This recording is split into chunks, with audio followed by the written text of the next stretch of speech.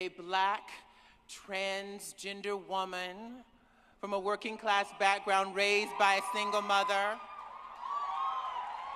That's me. Getting all this love tonight. This feels like the change I need to see more of in this country. I love your back. I really do. You really don't know. It's just... Some days I wake up and I'm that kid who's being chased home from school practically every day by groups of kids who wanted to beat me up because I did not act the way that people assigned male at birth was supposed to act.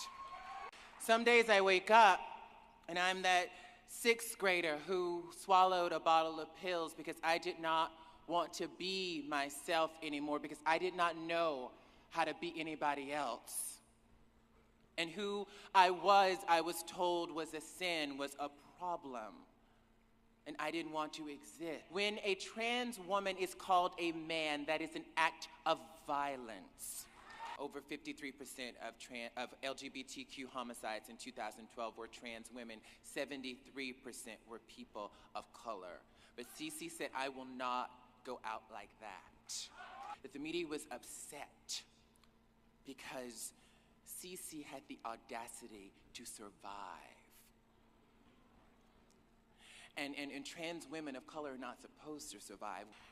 There is a system in place which seeks to make trans people, particularly trans people of color, disappear. And part of that is the criminal justice system. Loving trans people, I believe, is a revolutionary act. When we love someone, we respect them.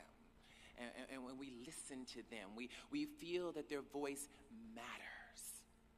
And we let them dictate the terms of who they are and what their story is. The conversation about trans people in mainstream media has centered on transition and surgery. And even when there are humanizing moments, it's my contention that the transition and surgery conversation becomes the big takeaway, becomes a sensational moment.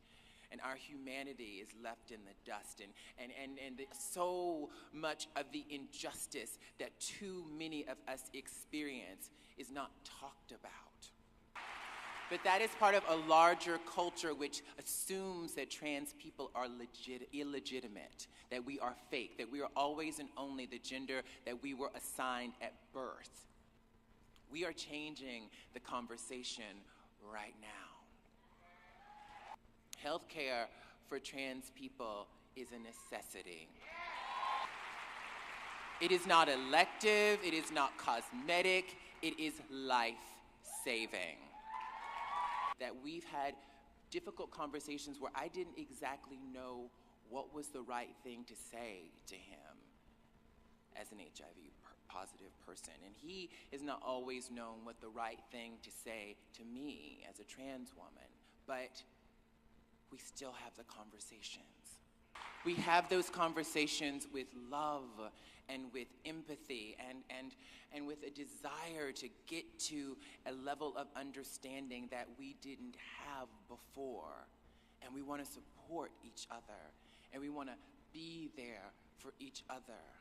I want to say the whole self-love thing has always been kind of baffling to me. I've always been like, love myself, how the heck am I supposed to do that?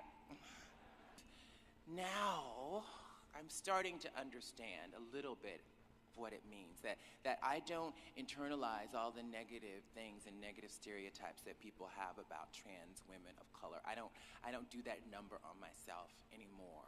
I don't date men anymore who are ashamed to be seen in public with me. I am starting to believe that in the deepest core of myself that I am beautiful, I'm smart, I am amazing. And I want to give that to each and every one of you, because you are beautiful, smart, and amazing.